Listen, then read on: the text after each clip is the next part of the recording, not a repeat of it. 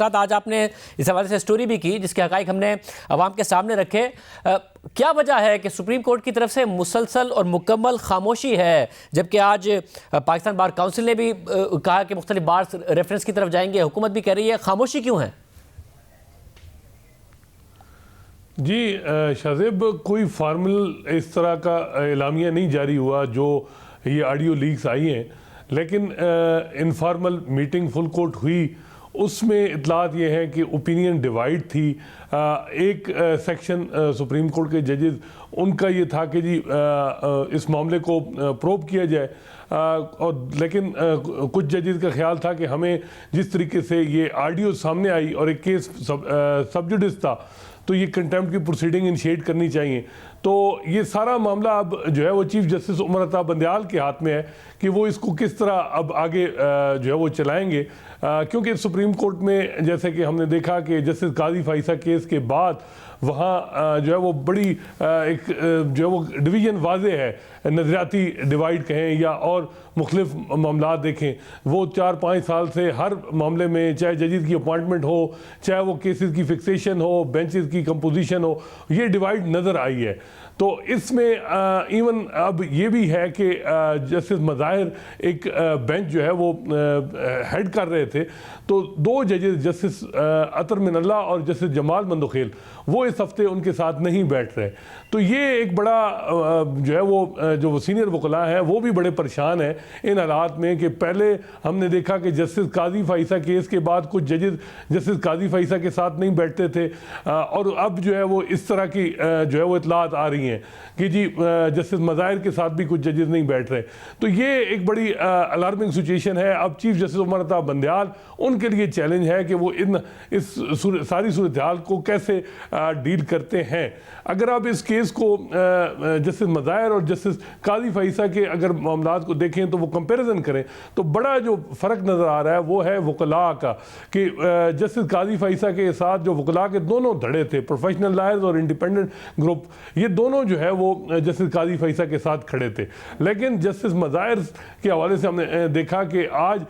जो तकरीबन सारी प्रोविंशियल बार और पाकिस्तान बार कौंसिल जो रेगुलेटरी बॉडीज़ हैं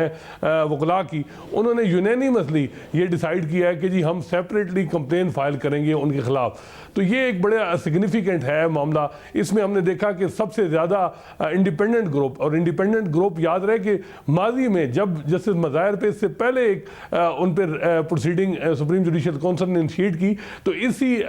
ग्रुप के जो सरकर्दा लोग थे उन्होंने उनको फुली सपोर्ट किया। लेकिन अब जो है वो सबसे ज़्यादा जो है वो डिमांड कर रहे हैं चीफ जस्टिस उमर अता बंदयाल से कि वो कार्रवाई जो है वो इनिशिएट करें सुप्रीम जुडिशल काउंसिल में, इसको प्रोब करें। लेकिन दूसरा जहाँ तक प्रोफेशनल ग्रुप जिसे हामिद खान ग्रुप कहते हैं, वहाँ से भी खामोशी है। एक तो आबिद ज़ुबैरी साहब का नाम आ गया है, वो डिफेंसिव हैं, इस तरह से वहाँ भी उनकी कोई इस तरह की उनको सपोर्ट नहीं मिल रही। तो ये बड़ा मसला आ रहा है वकला की तरफ से उनको सपोर्ट ना मिलना। लेकिन बहुत से इंडिपेंडेंट वकला से बात हुई तो उन्होंने कहा कि ऑडियोज़ जो आई हैं इसमें जो है वो अगर आप देखें तो बड़ा मुश्किल होगा कि उसमें आप इस तरीके से मिसकंडक्ट जो है वो साबित कर पाएँ। जो इसमें बड़ी जो है वो तैयारी करनी पड़ेगी वकला को, जो है वो एविडेंस और लाने पड़ेंगे। जो मटेरियल उनके हवाले से आया है उसमें अभी जो है वो आप प्रेशर टैक्टिक्स तो हो सकती हैं, लेकिन किसी जज को और ख़ासकर सुप्रीम कोर्ट के जज को निकालने के लिए जिस किस्म के चीज़ें चाहिए, मेरा ख्याल है कि अभी और मटेरियल इस मटेरियल पे जो है वो आप ये नहीं कह सकते। और हसनात, अगर ये मामला सुप्रीम जुडिशल काउंसिल जाता है तो वहाँ क्या सूरत हाल नज़र आती है? और जो बड़ा मामला है वो है सुप्रीम जुडिशल काउंसिल की जो कंपोजिशन है वो बड़ी इंपॉर्टेंट है। इसमें चीफ जस्टिस उमर अता बंदयाल के साथ 2 जजेस सुप्रीम कोर्ट के, जिसमें जस्टिस काजी फाइसा और जस्टिस सरदार तारिक हैं, और सिंध हाई कोर्ट के जस्टिस अहमद अली शेख हैं, और